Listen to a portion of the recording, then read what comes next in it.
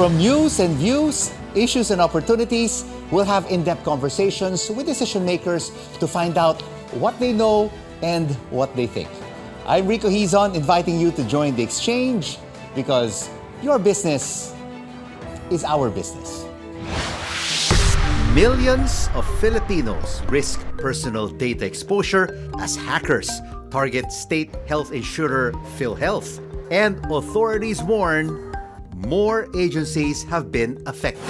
The private sector is renewing calls to strengthen defenses to avoid cybercriminals from further exploiting weaknesses in government infrastructure. Businesses here and overseas are investing more to protect their databases and systems. The vision of regional cybersecurity in our C-suite vision.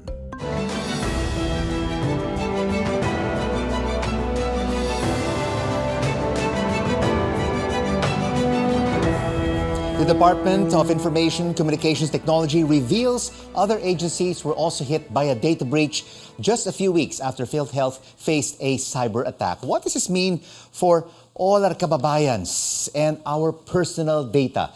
Let's now have an exchange with Michael Santos of the National Privacy Commission. Michael, thank you so much for joining us. First PhilHealth and now the Philippine Statistics Authority. Why do these data breaches keep on happening? Well, that goes to show that our personal information is important and it can be monetized and it has value. And we're a prime target for cyber criminals. Isn't our firewalls, aren't our cyber defenses enough to protect us from these cyber criminals and hackers? Well, as you know, with technology, it's a constant arms race. Technologies involving cyber criminals are getting better. We should get better. We should indeed get better, but it seems like no one is getting caught. No one is behind bars. Is there not enough political will to enforce the country's data privacy laws? Well, the judicial process is long, but we are investigating each and every data breach, and we have filed cases on even key government officials responsible for data breach. No? And we're coordinating with our PNP and NBI to go after the cyber criminals. But sadly, most are not within our shores. Cyber criminals, hackers, Michael, every day there is always a new hack. I mean, technology continues to evolve. And only we can count with our fingers the people who are being investigated and who are still not behind bars. That's always a challenge for us in government. It's always an arms race. It's always a catch up with technology. But we are rising up to the challenge. We're doing this not as an isolated government agency. We're putting our resources together for a whole government approach. All right. We have PhilHealth and now we have the Philippine Statistics Authority.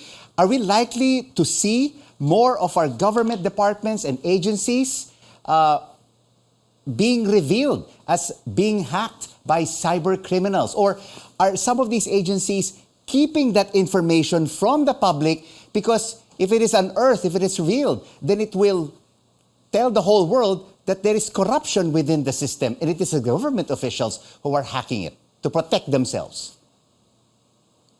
I hope there's no more data breach. That's why the National Privacy Commission has sounded the alarm repeatedly for us in the government and also in the private sector to implement reasonable and appropriate technical, organizational, and physical security measures to protect our personal data.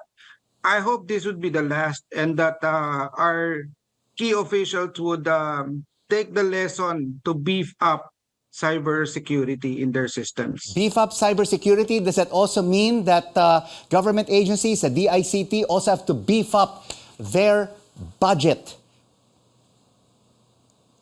With more resources, we could do more things. With better resources, with more funds, we can increase education, we can increase our guidance to the other government government agencies and to the public to better protect personal information. How does the rise of artificial intelligence and other tech advancements, Michael, affect the government's data privacy policy?